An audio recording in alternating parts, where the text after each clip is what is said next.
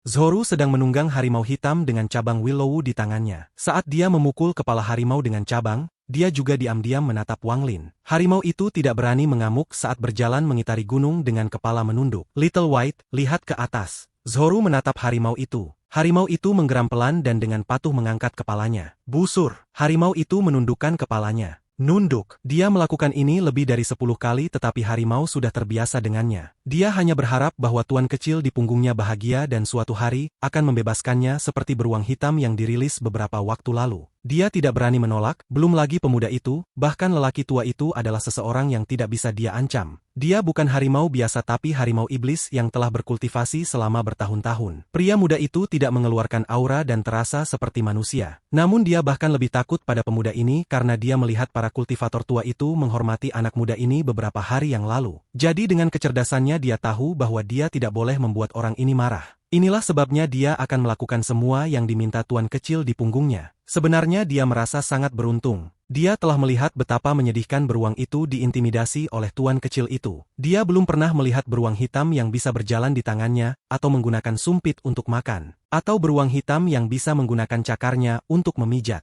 Setiap kali dia memikirkan hal ini, dia akan menggigil dan bahkan lebih takut pada tuan kecil di punggungnya. Dia adalah harimau iblis yang mulia, jadi tidak mungkin dia melakukan hal-hal itu. Tetapi hanya mengangkat dan menurunkan kepalanya adalah hal-hal yang masih bisa dia terima. Wang Lin duduk di bawah pagoda melihat harimau yang diganggu dan samar-samar tersenyum. Harimau ini telah berkultivasi selama 300 tahun tetapi hanya memiliki tingkat kultivasi pendirian pondasi. Begitu dia terlihat oleh Zoro, dia memerintahkan Tian untuk menangkapnya. Dia menamainya Little White. Rekan kultivator Cheng Niu, perjanjian 10 tahun sudah habis. Aku di sini di bawah perintah dari Gunung Suzaku untuk memberimu surat tantangan. Suara Feng Yushan datang dari luar lembah. Tatapan Wang Lin bergeser dari Zoro ke luar lembah. Setelah beberapa saat dia berdiri, Tian terbangun dari kultivasinya. Dia berdiri dan dengan hormat tiba di depan Wang Lin. Wang Lin berkata kepada Tian, aku harus pergi ke Suzaku. Saya tidak tahu berapa lama tetapi paling lama 8 tahun. Selama waktu ini rawat Zoro kecil untukku. Zoro tidak menatap Wang Lin tapi telinganya bergerak.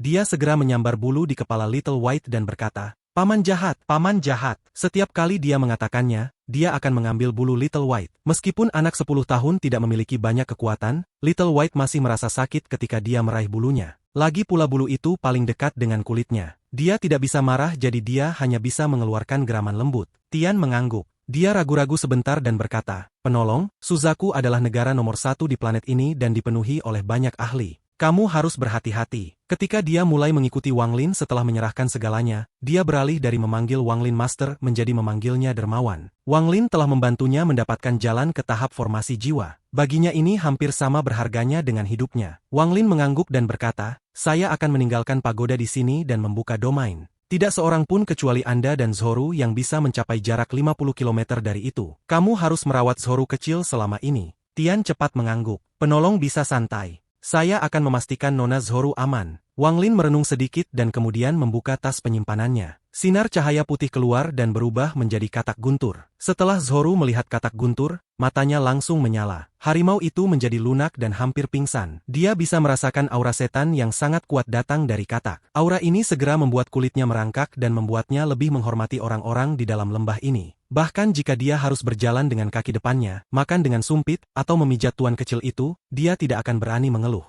Wang Lin berjongkok dan dengan lembut berkata, Ru'er, kemarilah. Zoro cemberut dan mengabaikan Wang Lin, tetapi setelah berpikir sebentar, dia memukul kepala harimau dan menjulurkan lidah ke arah Wang Lin. Paman jahat, pergi bermain sendiri dan tidak mengajak Ru'er. Wang Lin tersenyum. Zoro menjadi sangat nakal saat dia tumbuh dewasa, kebalikan dari Limuan. Jika bukan karena fakta bahwa dia dapat dengan jelas merasakan Limuan di dalam tubuhnya, dia akan bertanya-tanya apakah dia memiliki orang yang salah. Dalam beberapa tahun terakhir ini, semua binatang buas yang kuat di gunung-gunung terdekat telah diganggu olehnya. Namun dia hanya menggertak mereka tetapi tidak pernah menyakiti mereka. Bahkan dia sering meminta Wang Lin untuk membantu beberapa hewan yang terluka. Setiap kali Wang Lin memandang Zoro, hatinya terasa sakit. Untuk membuatnya tetap di sisinya, ia mengambil masa kecilnya bermain dengan anak-anak lain di usia muda. Yang dia miliki hanyalah binatang buas liar ini untuk diajak bermain. Apakah dia terlalu egois? Namun pikiran ini hanya muncul sesaat sebelum dia membuangnya. Dia bukan orang yang tidak mementingkan diri dan dia merasa tidak nyaman meninggalkan Zoro dengan orang lain. Hanya dengan menempatkannya di sebelahnya dia bisa merasa tidak ada yang salah. Wang Lin tersenyum. Ru'er, baik-baik saja. Paman hanya pergi selama beberapa hari. Ketika saya kembali, saya akan menangkap harimau yang bahkan lebih besar untuk Anda. Zoro masih anak-anak, jadi dia segera berhenti marah pada Wang Lin setelah mendengar ini. Dia kemudian bertanya-bertanya, seberapa besar? Lebih besar dari Little White. Wang Lin mengangguk. Lebih besar dari Little White. Zoro memiringkan kepalanya dan berpikir sejenak. Kemudian dia mengangguk dan berkata, oke, tapi kamu harus kembali dengan cepat. Wang Lin menggosok kepala Zoro dan dengan tulus berkata, aku akan kembali dengan cepat. Ru'er, kamu harus baik ketika aku tidak di sini. Anda tidak boleh lebih dari 50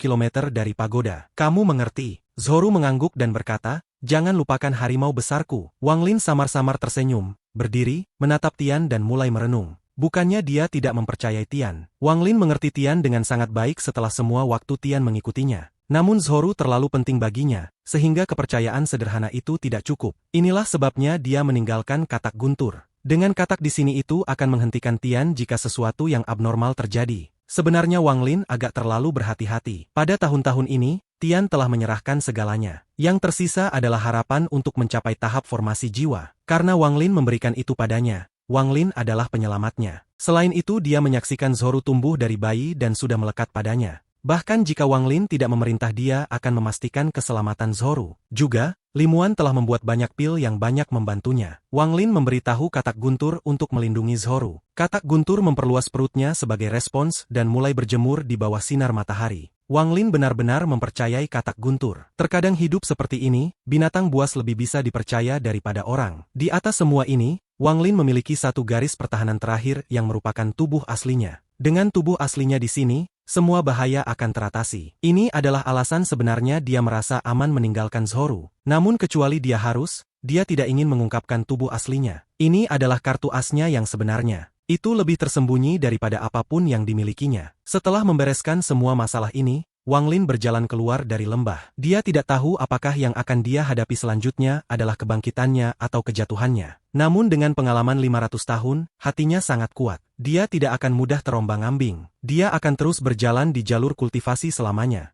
Zoro mengangkat kepalanya dan menatap Wang Lin. Dia meraih bulu Little White. Little White sangat cerdas dan segera mulai berlari untuk mengejar Wang Lin. Wang Lin berbalik. Zoro melompat dari Little White dan berkata, Paman, jongkok. Wang Lin tersenyum sambil berjongkok dan berkata, apakah kamu mengingatkan Paman untuk tidak melupakan harimau besar? Zoro menggelengkan kepalanya dan mencium dahi Wang Lin. Paman, kamu harus cepat kembali. Ru'er akan merindukanmu. Dengan itu dia mengambil napas dalam-dalam, berdiri, dan berjalan keluar dari lembah. Zoro menatap sosok Wang Lin dan berkata, Paman pergi dan tidak akan bermain dengan saya lagi. Little White, Anda harus bermain dengan saya setiap hari. Paham? Tubuh Little White gemetar dan dia sedikit mengeluh. Dia mengeluarkan geraman lembut sebagai tanggapan. Mata Zoro menjadi berair dan air mata mengalir di pipinya. Dalam 7 tahun terakhir ini dia tidak pernah terpisah dari Wang Lin. Jadi mereka sudah mengembangkan ikatan yang dalam satu sama lain. Ada perasaan hangat yang berkembang di hatinya. Ini adalah perasaan keterikatan dan tidak ingin kehilangan dia. Ada banyak kebetulan di dunia ini. Di mana Zoro berdiri adalah tempat setetes air mata dari Limuan jatuh.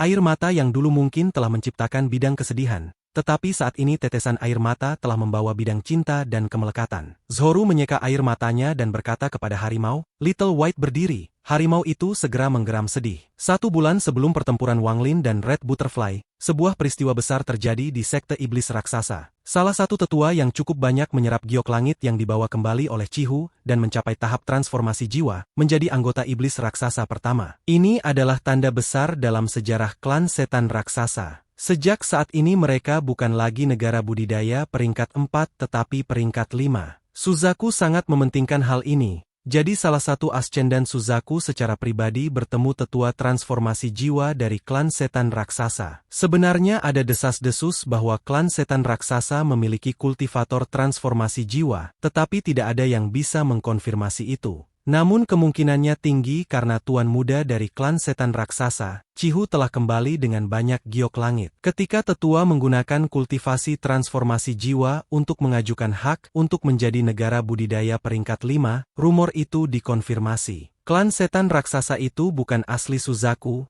mereka pindah ke sini. Chihu mampu melawan formasi jiwa tahap akhir di tahap tengah formasi jiwa, jadi jelas betapa kuatnya mereka. Kekuatan bawaan lahir dari klan setan raksasa mengalami perubahan ketika mereka mencapai tahap transformasi jiwa. Fakta bahwa seorang ascendant dari Suzaku secara pribadi datang untuk meningkatkan peringkat negara mereka menunjukkan betapa kuatnya itu. Harus dikatakan bahwa Suzaku biasanya hanya mengirim kultivator transformasi jiwa tahap akhir untuk mengurus proses ini. Promosi klan iblis raksasa seperti setetes tinta dalam air. Awalnya tidak akan ada banyak perubahan tetapi kemudian akan mulai menyebar di mana-mana. Namun semua ini tidak ada hubungannya dengan Wang Lin. Dia berjalan keluar dari lembah dan pergi ke formasi bersama Feng Yushan dan teman-temannya. Tepat sebelum dia menghilang, dia berbalik untuk melihat ke lembah.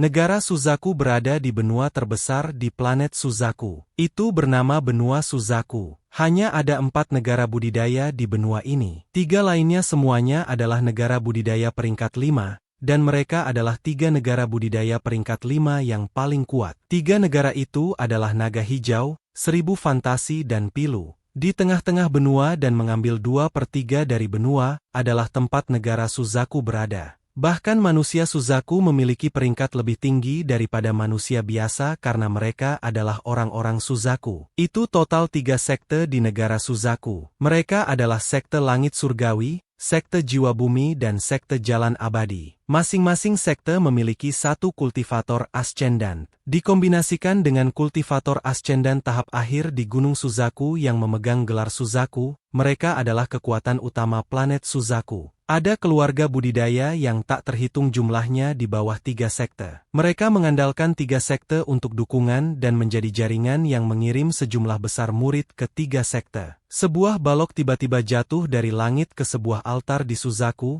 menyebabkan gelombang energi spiritual menyebar. Red Butterfly duduk di atas daun teratai di gunung belakang sekte Giok Langit. Dia tiba-tiba membuka matanya dan melihat ke arah balok yang jatuh dari langit. Mata Red Butterfly menjadi dingin dan dia berbisik, "Dia datang." Wang Lin perlahan muncul di altar dan Feng Yushan muncul setelah itu. Feng Yushan menghela nafas lega. Karena Cheng Niu datang, dia bisa melaporkannya ke Gunung Suzaku. Ada 1 orang lagi di altar di samping Wang Lin dan Feng Yushan. Orang ini mengenakan gaun ungu dengan gambar kupu-kupu ungu di atas bunga bakung. Dia mengenakan kerudung biru yang jelas dan transparan seperti sulap. Matanya memberi orang perasaan elegan, hidungnya lurus dan bibirnya kecil dan merah. Dia diam-diam berdiri di sana dengan pandangannya menatap pada Wang Lin. Setelah Feng Yushan melihat wanita itu, dia dengan cepat dan penuh hormat berkata, "Salam, kakak ketiga." Wanita itu dengan lembut menganggukkan kepalanya yang mungil dan bertanya,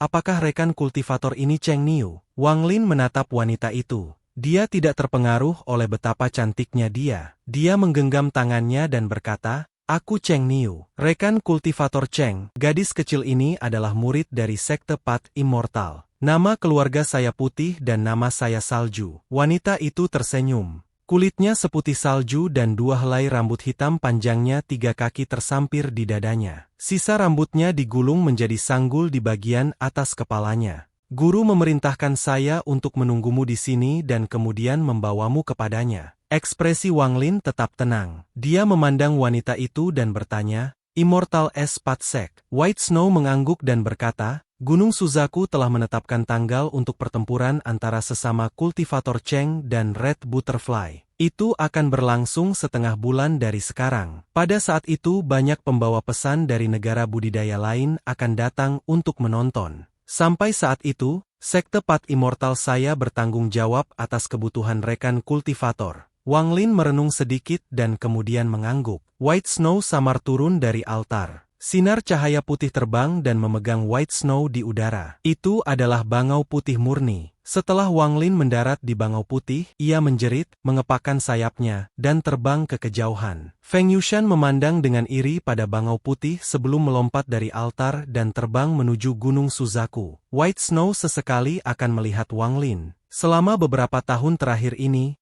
nama Cheng Niu sangat besar. Setelah melihat Wang Lin, dia tidak bisa membantu tetapi kecewa. Dia yakin bahwa Cheng Niu ini akan memiliki bakat yang tiada taranya, tetapi melihatnya sekarang, dia tampak sangat normal. Setelah kesunyian yang lama di antara keduanya, White Snow dengan lembut bertanya, Rekan kultivator Cheng, seberapa yakin Anda dalam pertarungan melawan Red Butterfly? Wang Lin menarik pandangannya dari melihat negara Suzaku dan menggelengkan kepalanya. Tidak yakin sama sekali. White Snow tertegun tapi dia tersenyum. Rekan kultivator Cheng tidak harus rendah hati. Wang Lin tidak peduli dengan wanita ini dan dengan hati-hati melihat apa yang ada di bawahnya. Dia dengan cermat mengingat tata letak daerah itu. Giok petanya hanya memiliki deskripsi Suzaku yang sangat buram. Meskipun Wang Lin diam-diam berpikir bahwa Suzaku berusaha merekrutnya sebagai murid inti, dia masih berjaga-jaga. Wang Lin merenung sedikit dan bertanya, "Rekan kultivator White Snow, sekte apa yang ada di Suzaku?"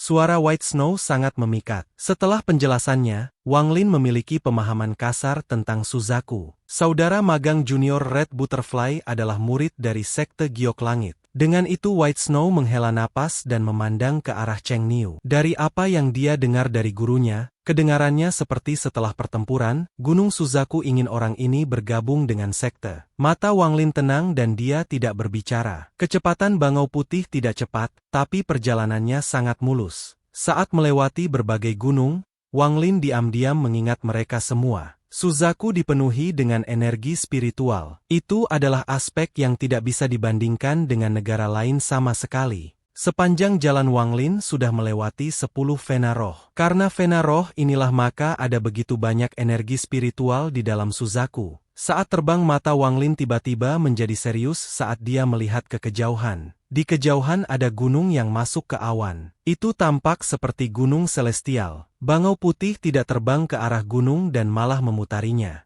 Meskipun ekspresinya tenang hatinya terkejut. White Snow berbisik, disitulah sekte Giok Surgawi berada. Karena formasi, Anda tidak dapat melihatnya. Tepat pada saat ini sosok merah turun dari gunung dan berdiri di atas awan putih. Orang itu melihat ke arah mereka. Mata Wang Lin menjadi dingin saat dia menatap sosok merah tapi dia tetap diam. Sosok merah perlahan menghilang saat bangau putih itu terbang. Red Butterfly berdiri di luar sekte Giok Surgawi saat dia melihat Wang Lin perlahan menghilang. Matanya menjadi lebih dingin ketika angin bertiup dan menyebabkan lengan bajunya yang kosong bergetar. Dia memang datang. Red Butterfly berbalik dan menghilang kembali ke sekte Giok Surgawi. Wang Lin berdiri di atas bangau putih dan dengan dingin menatap White Snow. Wanita ini secara khusus memilih rute ini. Dia pasti punya rencananya sendiri. Tidak lama kemudian bangau putih terbang ke gunung yang tampak seperti naga yang sangat panjang. Bangau terbang melalui lapisan awan dan ke kedalaman gunung. Wang Lin turun dari Bnagau. Setelah mendarat, White Snow berbisik, "Rekan kultivator Cheng, ini bukan sekte jalan abadi, tetapi gua pribadi abadi guruku. Guru sedang berkultivasi. Pilih salah satu kamar dari 3 baris utara. Guru akan menemui Anda begitu dia siap."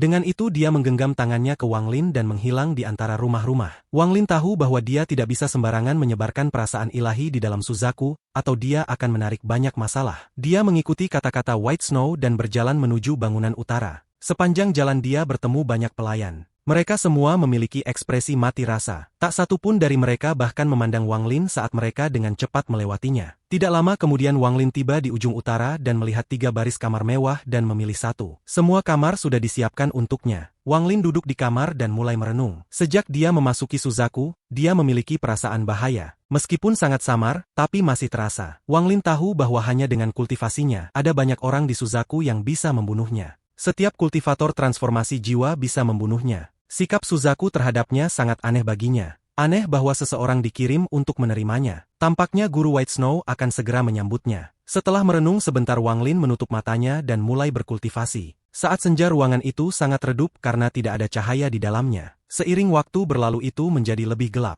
Dalam kegelapan, Wang Lin tiba-tiba merasakan kesepian. Dia melihat sekeliling ke ruang asing di dalam sekte asing ini, dan di negara asing ini. Dia tidak dapat menemukan rasa memiliki. Wang Lin menghela nafas dan baru saja akan menyalakan lilin ketika dia tiba-tiba menatap pintu dan ketukan mulai bergema di ruangan itu.